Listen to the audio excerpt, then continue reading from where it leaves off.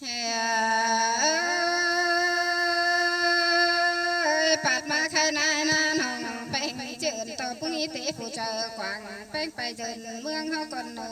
ปีลาสายแป้งเอ้ย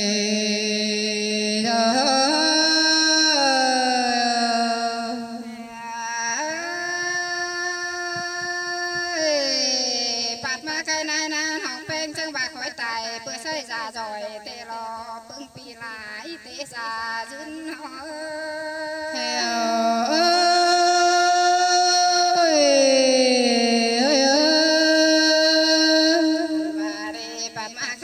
องแป้งจังว่าได้กินเขาบ่ดื่มเสียฟักเงินได้แน่นอปึ้งปีลาเอ้ยสายแป้งเอ้ย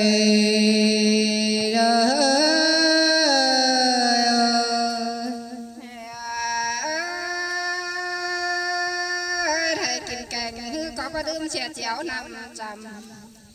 ได้นุ่งเสื้อพื้นคันน้องแป้งก็บ่ดื่มเสียอีเตสาซึ่งเฮามาในปีลาใส่แป้งเอ้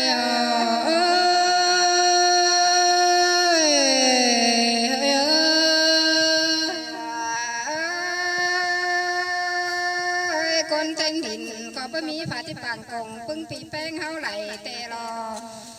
เจอเจ็บใส่เด็กหน่อยมีเตะเครื่องจ่าเดียวรอหัวก็เอ้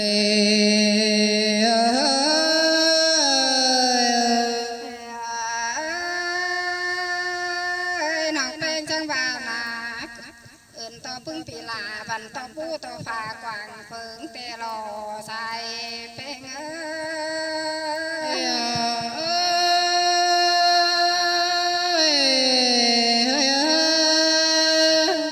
บาเร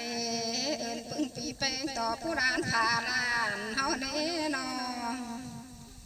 ต่อเมืองบ้านเต็งเพนถิ่นเมืองเฮาเตลอปึ้งปีลาอีเตสาชื่นเฮาเอ้ย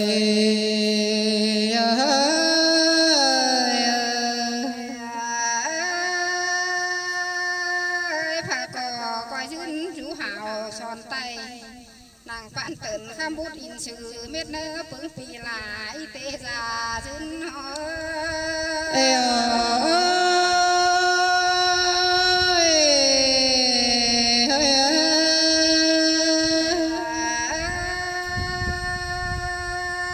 ดึงไปมาบ้านเธอพึ่งเดินแป้งมางต่อเนื้อปึ้งปีลาสายแป้งเอ้ย